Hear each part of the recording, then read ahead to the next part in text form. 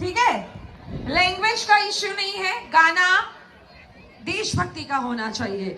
So team Diu, are you ready? चलिए शुरू करते हैं। आपसे पहला देशभक्ति का गीत एक साथ गाना है। चलो।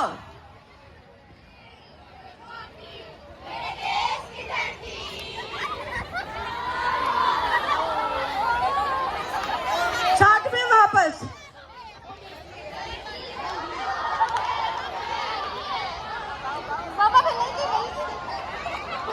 मेरे देश की धरती सोना उगले उगले हीरे मोती, मेरे देश की धरती।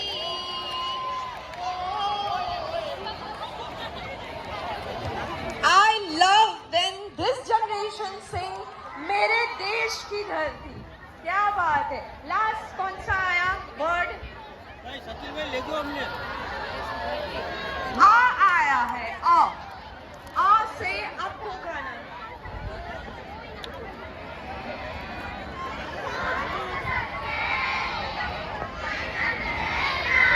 जगह रूप लिया। Jainika, I'm proud of you. जोरदार तालियों थोड़ी જોઈએ. You know what I love about, though we belong to Insta and Snapchat generation, but आप लोगों को ये गाने याद है. I'm proud of you. कौन सा वर्ड आया लास्ट? हम लोगों को समझ सको तो रखो दिल में रानी, ना भी तुम समझोगे उतनी होगी हैरानी। फिर भी दिल है हिंदुस्तानी, फिर भी दिल है हिंदुस्तानी, फिर भी दिल है हिंदुस्तानी।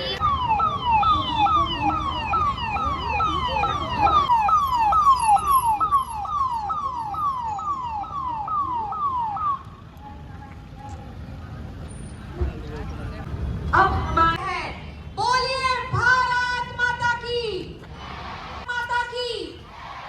वंदे वंदे। हम दीप जिला पंचायत के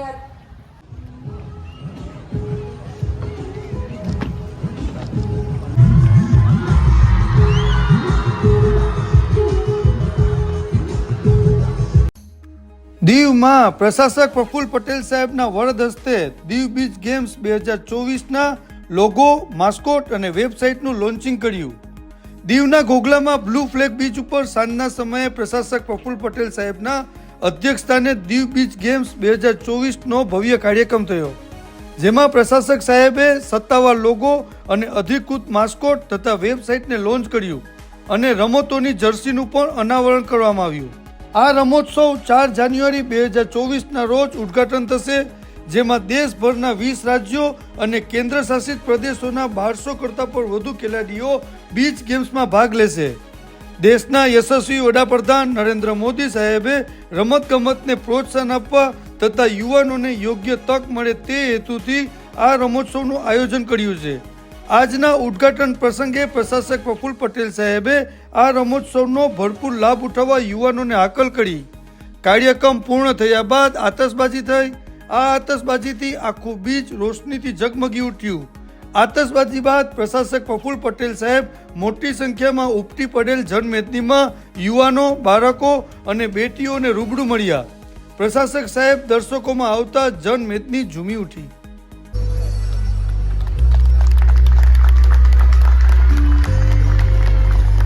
सांसद श्री दमन एमपी श्री हेमलता गेम्स 4 जनवरी 2024 से दीव के नैन रम्य ब्लू फ्लैग बीच पर एक भव्य उद्घाटन कार्यक्रम के साथ आरंभ होकर 11 जनवरी 2024 तक चलेंगे।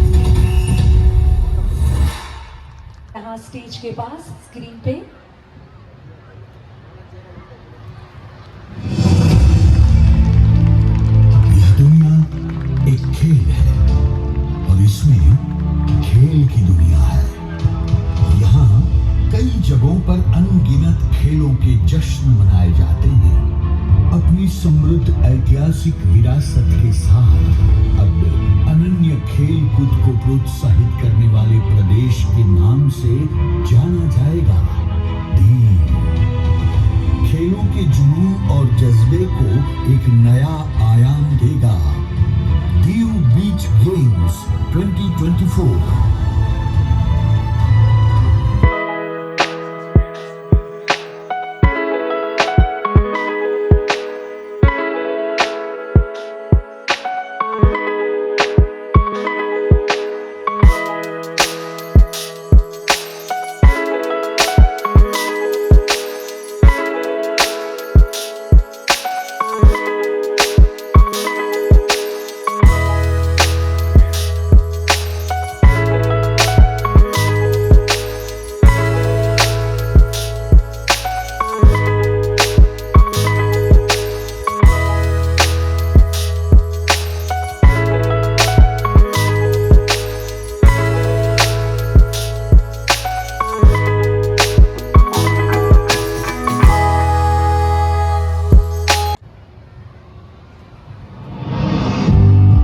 Administration of Dadra and Nagar Haveli, Daman and Diu द्वारा आयोजित दीव बीच गेम्स 2024 भारत का सर्वप्रथम मल्टी स्पोर्ट्स बीच इवेंट। खिलाड़ियों, पर्यटकों और स्थानीय निवासियों के लिए बीच गेम्स और दीव से संबंधित विस्तृत जानकारी प्रदान करने के लिए department of youth affairs and sports ने तैयार की है एक विशेष वेबसाइट www.dewbeachgames.com। खेलों के time table, attractive tourist spots, sports और कल्चरल इवेंट्स के अपडेट्स एवं सुविधा और सहायता संबंधित जानकारी प्राप्त करने हेतु विजिट करें www.dewbeachgames.com। यहाँ पर एक नए इतिहास लिखने की शुरुआत हो रही है।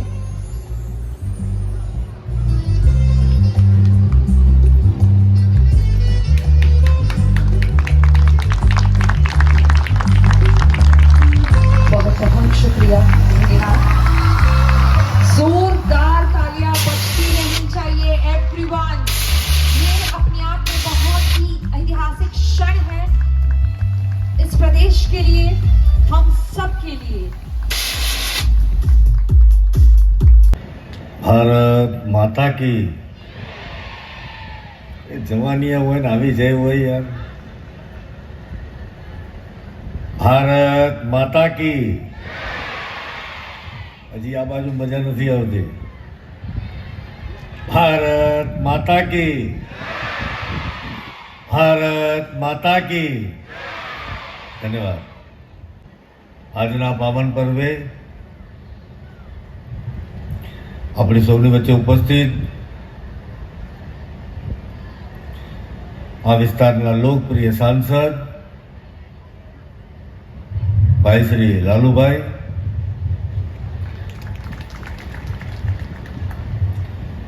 નગરપાલિકાના અધ્યક્ષા, જિલ્લા પંચાયતના અધ્યક્ષ મહોદય, નગરપાલિકા અને જિલ્લા પંચાયતના ચૂંટાયેલા સૌ સદસ્ય મિત્રો, પદાધિકારીઓ, ગ્રામીણ પંચાયતના સૌ સરપંચ, પંચાયત સદસ્ય મિત્રો, ગામના આગેવાનો, વડીલો, માતાઓ, બહેનો, જેના માટે મને સદાય વિશેષ પ્રેમ છે એવા વાલા યુવાન મિત્રો અને વાલા ભૂલકાઓ, મિત્રો અનેક વખતે આ 7.5 વર્ષના ગાળામાં દીવમાં આવવાનું થયું છે, પણ આજની આ દીવની સંધ્યા પછીનો જે સમય છે અને જે ઉત્સાહ છે, કદાચ મેં મારા 7.5 વર્ષના ઇતિહાસમાં ક્યારેય આવો અનુભવ નથી કર્યો।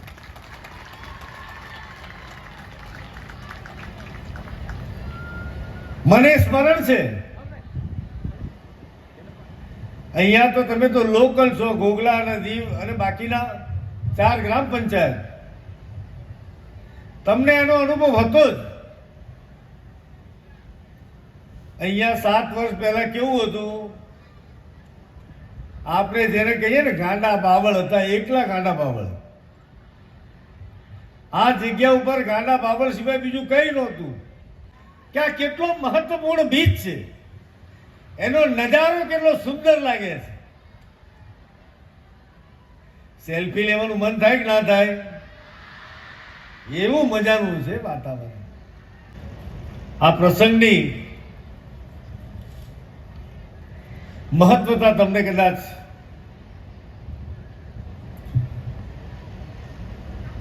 લોગો,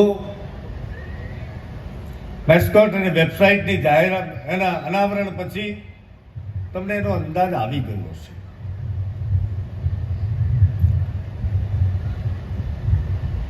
મિત્રો, આ સમગ્ર દેશમાં બીચ રમતોત્સવ નેશનલ લેવલ છે. આ દીવ જિલ્લાનો અથવા તો સેલવાસા કે દમણ જિલ્લાનો નથી. નેશનલ લેવલનો બીચ રમતોત્સવ દેશની આઝાદીના 75 વર્ષ પછી જો કોઈ જગ્યાએ પ્રારંભ થયો હોય તો એ જગ્યાનું નામ છે દીવ. આજે આ 4 તારીખે આ કાર્યક્રમ અહીંયા શરૂ થશે. સમગ્ર દેશના ઇતિહાસમાં પહેલી ઘટના છે. મિત્રો, દીવ માટે આ ઐતિહાસિક અવસર છે. સાધારણ ઘટના નથી મિત્રો. આજે પ્રધાનમંત્રીશ્રીએ એકાદ વર્ષ પહેલા પ્રશાસનને સૂચના કરી કે આવું કંઈક થતું હોય તો કરવું જોઈએ. હજી સુધી દેશમાં કોઈએ આ પ્રકારના રમતોત્સવ નથી કર્યા અને તમારા બધાના આશીર્વાદથી આ બેડું આપણે ઝડપી લીધું. આજે એના લોગો અને વેબસાઇટ વગેરેનું લોન્ચિંગ પણ થયું. 4 તારીખથી વિધિવત રીતે એનું ઉદ્ઘાટન થશે. સૌંદર્યીકરણનું કામ પણ પૂર બહારમાં ચાલી રહ્યું છે. કદાચ હિન્દુસ્તાનના ઇતિહાસમાં તમે કેબલ કાર જોયું હશે.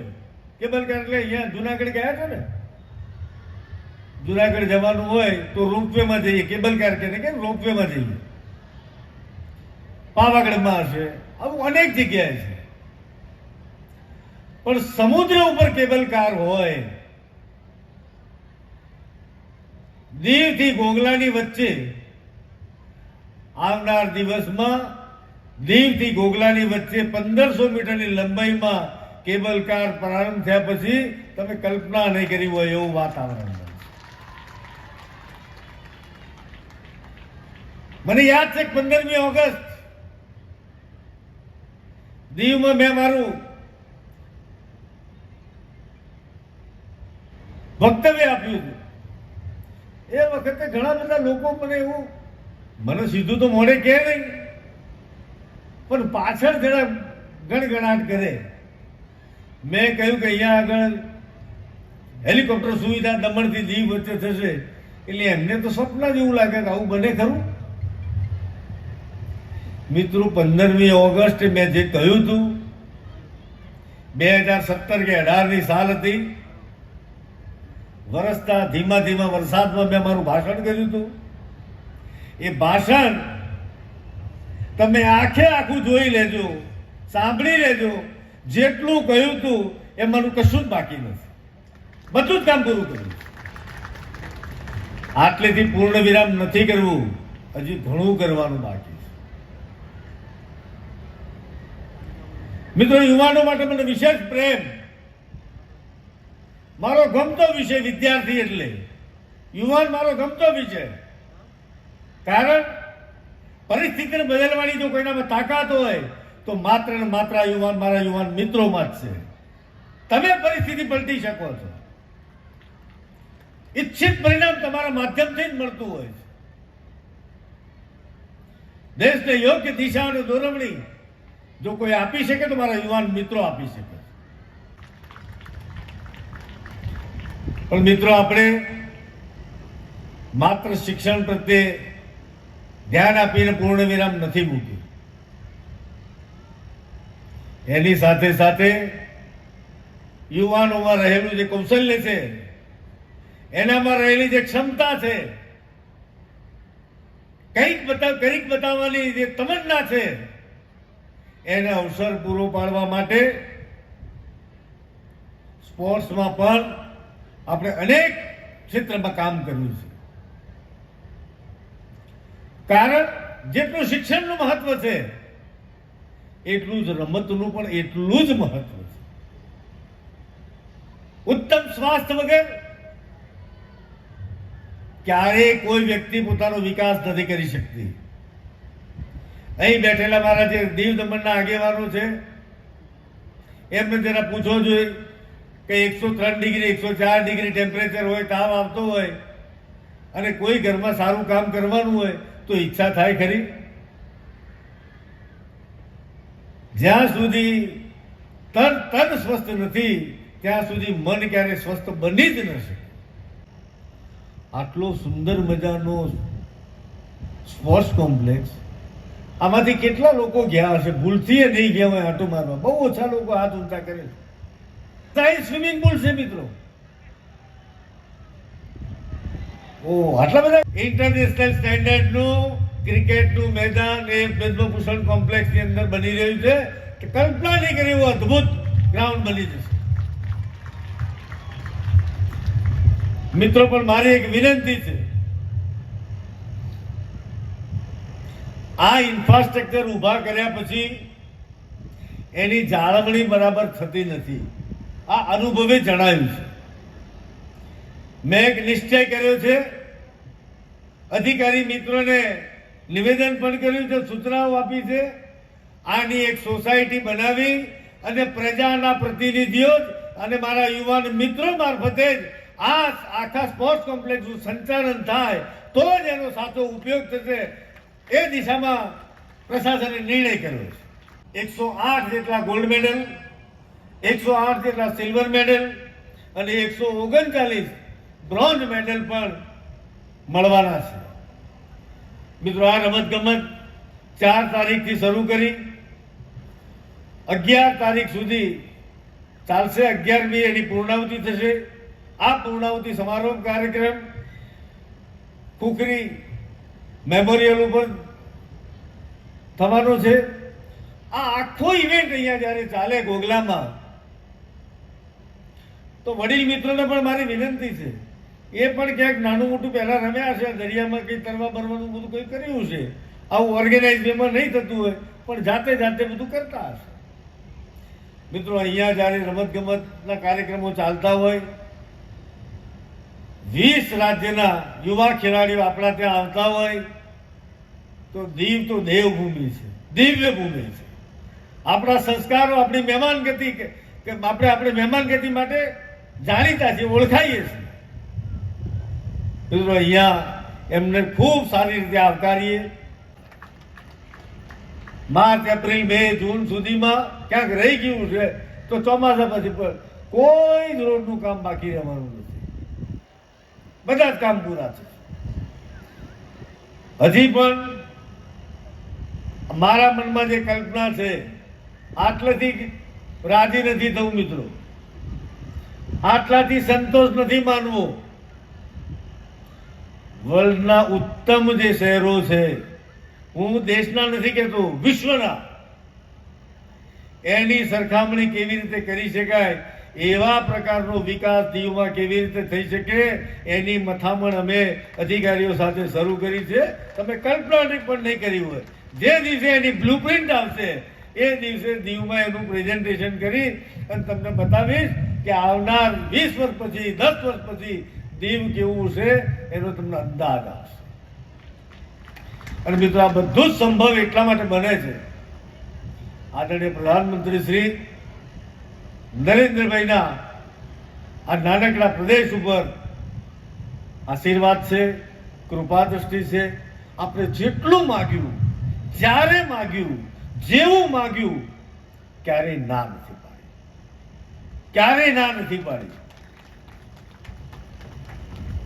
આ બધા જ કામો થઈ શક્યા છે એના મૂળમાં આદરણીય પ્રધાનમંત્રીશ્રીના આશીર્વાદ તો છે, પણ તમારા પણ પુરુષાર્થ, તમારો સહયોગ અને તમારા આશીર્વાદના કારણે આ સંભવ બન્યું છે. અને વધુ ઉત્તમ દીવ બને, દિવ્ય ભૂમિ, દેવભૂમિ દીવ ખૂબ વિકાસના શિખરો સિદ્ધ કરે એ દિશા માટે અમે પ્રશાસન મારફતે તો પ્રયત્ન કરીશું. તમારો આશીર્વાદ અને સહયોગ તો છે, વધુ સહયોગ મળશે તો ખૂબ ઝડપથી ટૂંકા ગાળામાં આપણે ધાર્યા પરિણામ મેળવી શકીશું એવી આશા સાથે મારી વાણીને વિરામ આપું છું. આભાર, ધન્યવાદ. ભારત માતા કી. બે હાથ ઊંચા કરી છેક પાકિસ્તાન સુધી અવાજ જાય. ભારત માતા કી જય, ભારત માતા કી જય, ભારત માતા કી जय. ધન્યવાદ. खूब टीम के लिए, हम सब के लिए आकाश और धरती दोनों एक खूबसूरत नजारों से सज चुके हैं और नैन रम्य नजारे आप सब इस अंबर और धरा पर देख सकते हैं. आभार ज्ञापन करते हैं आप सभी का तहे दिल से शुक्रिया. एक बार हम जोरदार तालियों से सर का फिर से एक बार अभिवादन करेंगे. बहुत बहुत शुक्रिया, धन्यवाद.